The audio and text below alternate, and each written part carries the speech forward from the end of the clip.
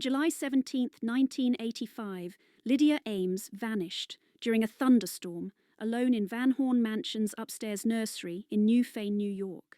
A baby monitor kept breathing, just static and that soft, wet hiss. Then her voice slipped through, quiet, almost pleased. "I'm staying." And the signal drowned. Van Horn Mansion was built in 1889, a showplace with sealed cellar spaces and an attic nobody likes to mention. Lydia was a teen tour guide, trusted to lock up after closing. Police found locked doors, dry windows, and one rocking chair, still moving. So listen to me, if a house can keep a girl, then what else has it been keeping? In 1978, Reverend Thomas Kearney unlocked the East Wing Chapel, finding the crucifix face down beside cold candles.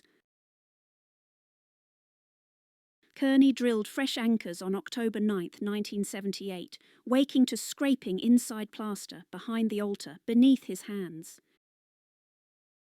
In March 1980, archivist Eleanor Grissom lifted the library rug, noticing a floorboard seam cut too straight, too clean. Eleanor pried the panel open, revealing Latin pages stuck together with dried blood, still tacky at the corners. Restoration sponsor Miriam Van Horn Baker arrived April 1979, watching workers carry ladders toward windows that seemed to stare. A hammer vanished May 1979, reappearing inside a locked library cabinet, handle wet with blackened soot still warm. Miriam blamed carelessness, yet footprints pressed into dust behind her, stopping inches from her heels, like someone paused. Eleanor hid the pages in a manila folder, then felt breath warm her ear inside the silent stacks, listening. That night, Eleanor climbed the attic stairs, hearing a match strike overhead, smelling smoke without any flame. On March 22, 1980, the folder disappeared, leaving only ash flakes arranged into a neat rectangle on wood. Eleanor returned at 1:10 a.m., finding the attic bulb glowing, pull chain swaying, dust spiralling like breath. A mirror leaned against rafters, showing a charred man behind Eleanor, shoulders steaming like fresh cinders waiting. On June 8, 1980, Kearney began a sermon, hearing his own prayer echoed from rafters in mocking cadence. A shriek tore through the chapel at 11:41 a.m., shattering a window pane, leaving every ear ringing violently. Kearney collapsed beside the altar, blood seeping from both ears, his cross twisting sideways on its chain. Afterward, Kearney slept at the church, refusing the mansion keys, hearing footsteps circle his bed, nightly, close.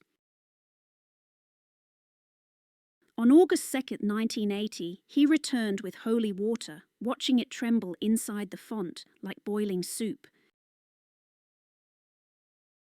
The font erupted in steam, scalding Kearney's hands, leaving blister lines shaped like fingerprints across his palms. An invisible shove slammed Kearney into pews, snapping wood, then the crucifix dropped again, face down, hard. Kearney whispered Psalm 23, hearing his own voice answer from the doorway, pronouncing his name, slowly, back. Electrician Paul Drenner arrived February 1981, unpacking wire spools, noticing every light bulb flicker in sequence behind him. At 3:06 p.m, a surge melted Paul's screwdriver mid-turn, metal drooping, his gloves smoking from sudden heat. Paul flew backward across the workroom, landing hard, hearing laughter crackle through live wires like a voice. Hospital photos showed Paul's burns as 5 distinct handprints, each finger sharply edged, stamped across his ribs. Miriam offered double pay, yet Paul quit after 2 days, leaving scorched outlets resembling tiny mouths in plaster. You feel it, right? Kearney's chapel rejected every symbol, Eleanor's Latin pages turned to ash, Paul's tools melted like wax. 3 different people, 3 different motives, one identical response. You push into the house pushes back. And I need you to catch this part, because it's the part people ignore. Van Horn Mansion isn't just resisting, it's selecting. It punishes repairs, it erases proof. Then it leans closer to whoever keeps asking questions. So when the next victims start hearing invitations first, like a host opening a door you never saw, don't call it luck, call it intent. In September 1983, teen guide Lydia Ames led tours, hearing attic laughter leak through ceiling cracks above visitors. Lydia watched a porcelain doll rotate slightly between groups, its glass eyes fixed on the nursery doorway, unblinking. Miriam brought her son Henry, aged 10, who waved upstairs, claiming children waved back from curtains, smiling. Eleanor warned Miriam about Malachi Van Horn's journal, then found her translation notes missing from the library desk. On February 14, 1982, Henry sleepwalked downstairs, fingertips dragging along walls, toward the sealed cellar door. Henry pressed his ear to iron bands, whispering, "Mr. Malachi invited me," then giggled at empty darkness. Miriam installed 2 cameras on February 16, 1982, finding both dead within 24 hours, tapes blank, silent.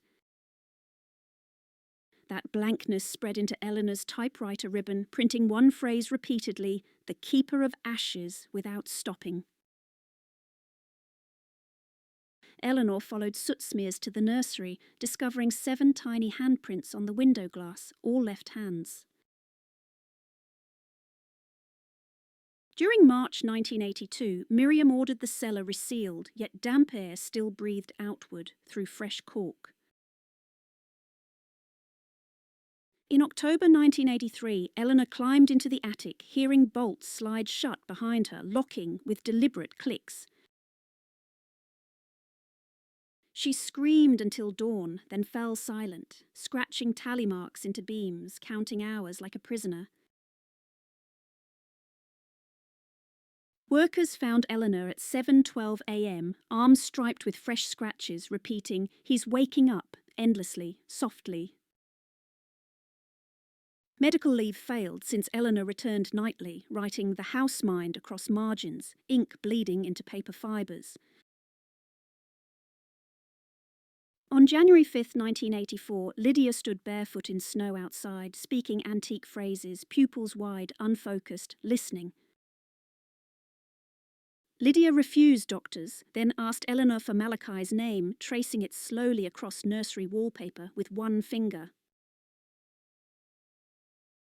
Miriam's husband recorded her sleep on April 3, 1984, capturing a low male voice quoting Eleanor's missing translation.